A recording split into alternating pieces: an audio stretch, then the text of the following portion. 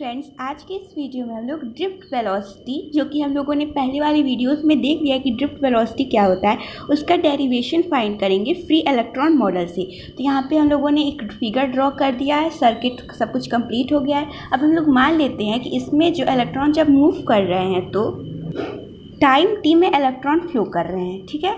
अब जो है इसकी वेलोसिटी जो है, ड्रिफ्ट वेलोसिटी वी ले लेते हैं, लेकिन ये ड्रिफ्ट वेलोसिटी है तो यहाँ पे वी डी लिख लेंगे, ठीक।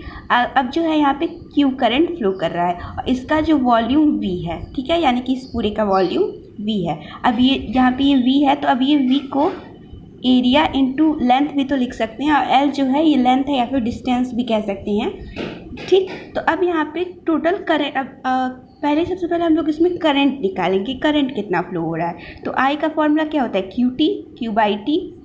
तो सबसे पहले हम लोग को करंट पता करना है। तो क्यू का हम लोग क्वांटाइजेशन ऑफ चार्ज में पढ़ा था कि Q is equals to N e होता है, और यहाँ पे हम लोग एक वॉल्यूम की बात कर रहे हैं तो हम लोग वहाँ पे ये लिख देंगे। तो Q is equals to N e. अब वॉल्यूम में पूरे एक, ये तो एक पर्टिकुलर चार्ज का केस है, यहाँ पे हम लोग इस मॉडल की बात करें और ये मॉडल का हम लोग एक वॉल्यूम माने हैं, उसमें इलेक्ट्रॉन फ्लो हो रहा है तो यहाँ पे वॉल्यूम आ जाएगा। तो वॉल्यूम को हम लोग AL भी डालते हैं तो ये हो जाएगा Q is equals to N E A dot l, ठीक। अब टाइम t है तो I का फॉर्मूला क्या होता है, Q बाई टी। अगर हम लोग ये वाली Q की वैल्यू इस इक्वेशन में पुट करते हैं तो देखिए क्या होता है। यहाँ पे से इक्वेशन नंबर ये 1 कर देते हैं। अब इस इक्वेशन से हो जाएगा I is equals to N E A l by t. अब यहाँ पे L क्या है, ये डिस्टेंस ही तो है, जितना ये कवर करे लेंथ ही तो है। तो अभी हम लोग जानते हैं कि जो स्पीड जो होता है ये डिस्टेंस अपॉन टाइम होता है, और डिस्टेंस यहाँ पे लेंथ ही तो माना गया है, एल बाई टी हो जाएगा।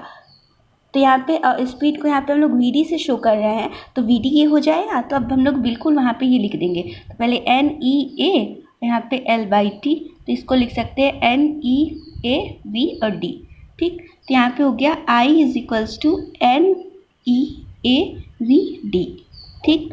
अब इससे हम लोग ये एक रिलेशन आ गया। अब इससे अगर वी डी की वैल्यू फाइंड करनी है तो V D is equals to I upon N E A.